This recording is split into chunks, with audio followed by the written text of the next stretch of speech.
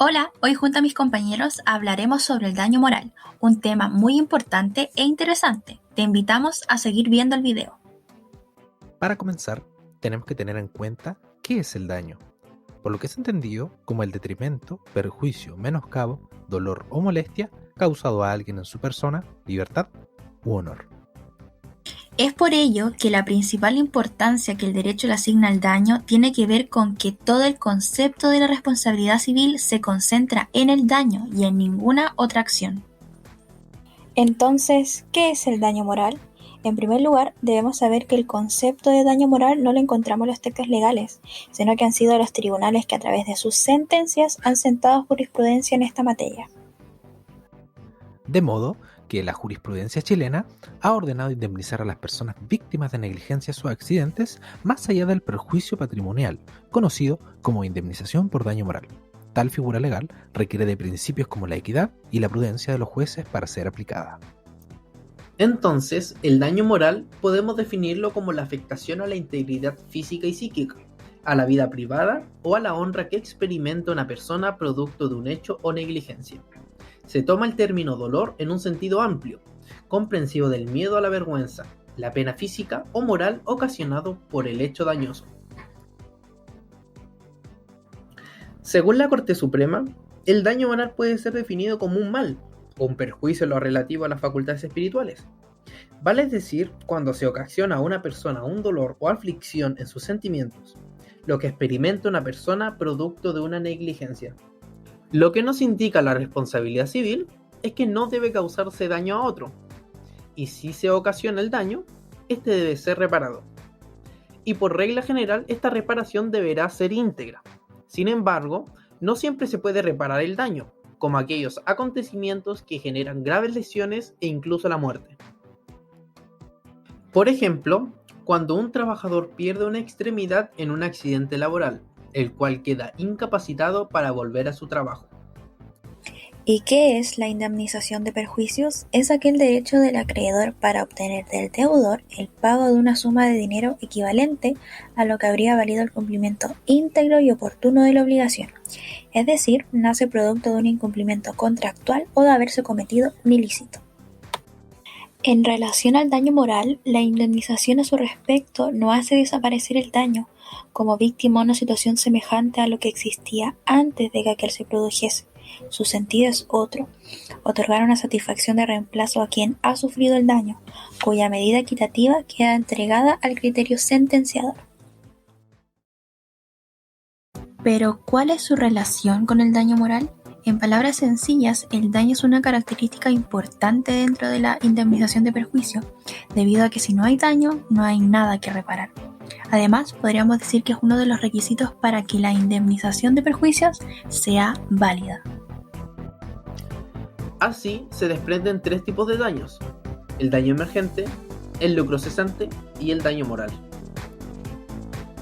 Es importante mencionar que la responsabilidad civil no es sancionatoria, sino que su finalidad es resarcitoria. Por más que la indemnización constituya una sanción civil, en términos de que se trata de una consecuencia jurídica, no es una sanción punitiva, como establece el derecho penal, sino que reparatoria, la reparación integral del daño por parte del autor.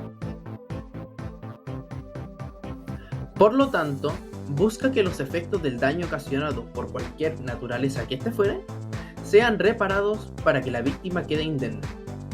Se puede reparar en especie o en equivalente, pero no siempre se pueden borrar los efectos del daño.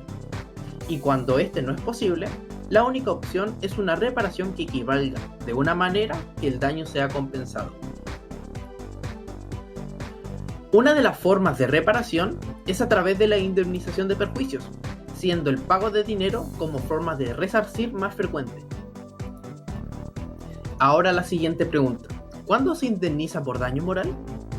El propio Código Civil en su artículo 2329 establece que la obligación de indemnizar a una persona cuando los daños que ha sufrido son provocados por la malicia o negligencia de otra persona. Una de las preguntas que más viene a la mente cuando se habla de daño moral es concretamente ¿cómo se prueba este daño moral? Para esto es necesario presentar documentos o certificados médicos que acrediten dicho perjuicio psicológico. Asimismo, la jurisprudencia señala que el cálculo de la indemnización moral debe estar basado en la prudencia y equidad, y que tales principios también estén presentes en el baremo jurisprudencial, que busca guiar el cálculo de los jueces en este tipo de casos. Para comprender aún más esta materia, te invitamos a seguir atento al video porque ahora hablaremos sobre un caso.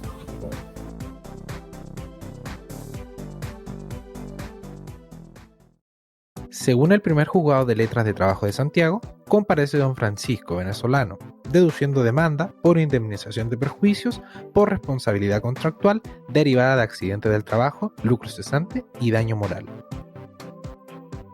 Tal demanda fue en contra de su ex empleador, Complejo Deportivo LTDA, exponiendo lo siguiente. Ingresó a trabajar como administrador o encargado del complejo deportivo. Sus funciones consistían en supervisar y administrar las actividades dentro del complejo deportivo, así como también la mantención, limpieza, atención personal y vigilancia. Un día, haciendo sus labores de mantención, se dispuso a reparar parte de una malla en altura y en un mal posicionamiento de sus pies, cayó, provocando un accidente laboral, así calificado por la ISL. Ante tal suceso, el diagnóstico arrojado fue fractura de cúbito y radio transversal distal. Reclama daño moral debido al dolor, angustia y sufrimiento que le causó ver y sentir su extremidad así. Agregado a esto, el sufrimiento emocional por parte de su esposa e hijo al tener que irse del recinto donde vivían debido al desalojo por parte de los dueños, estos sin familiares o un lugar donde vivir tuvieron que improvisar su supervivencia viviendo en situaciones inhumanas. Así, el tribunal señala que, en cuanto al daño sufrido, en primer término y en relación al lucro cesante, ha de decirse que no se rindió prueba suficiente de aquello.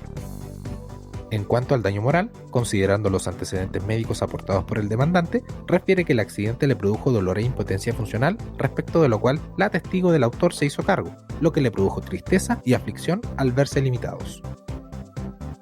Agregando que las pruebas anotadas conducen naturalmente a establecer que ha habido un evidente daño en la salud física y emocional del demandante.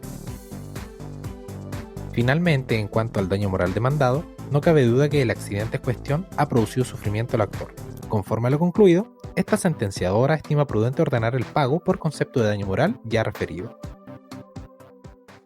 Esperamos que con este caso hayas podido comprender de mejor manera el daño moral. Sin lugar a dudas, es un tema importante, relevante y contingente. Sabemos que el derecho no reacciona ante cualquier daño que se produzca, sino aquellos que previamente el derecho ha seleccionado o previsto, porque el ordenamiento jurídico le interesa aquel daño que solamente genera consecuencias o efectos jurídicos, cuando este sea el fundamento determinante de penas e indemnizaciones. Como mencionamos al comienzo, en nuestro Código Civil no se contempla una definición legal y precisa del daño. Sin embargo, a través de la doctrina y la jurisprudencia, la responsabilidad civil es una de las materias que más ha evolucionado en el derecho, porque se vincula directamente con casi todo lo que pasa a nuestro alrededor.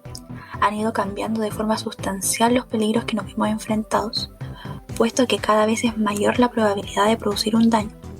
Por lo tanto, aquel que crea un peligro debe responder por los daños que deriven de él, aun cuando se adopten las medidas necesarias para prevenirlo. Es aquí cuando se comienza a extender el concepto de responsabilidad, ya que no solo involucra los actos propios, sino que también los actos de las personas, por los cuales cada uno responde, e incluso la responsabilidad de las cosas que tenemos a nuestro cuidado.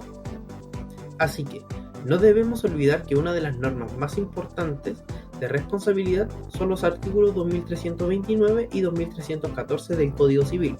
Estos nos señalan que todo daño debe ser reparado y que están obligados a la indemnización. A su vez, al existir tantos tipos de situaciones, se demuestra que aplicar los criterios tradicionales de responsabilidad puede resultar un poco complejo o prácticamente imposible para reparar. Así que, la vía de reparación factible de daños será la económica, lo cual nos queda claro que presenta problemas evidentes, ya que siempre presenta un grado de subjetividad. Con esto nos despedimos. Muchas gracias por ver el video.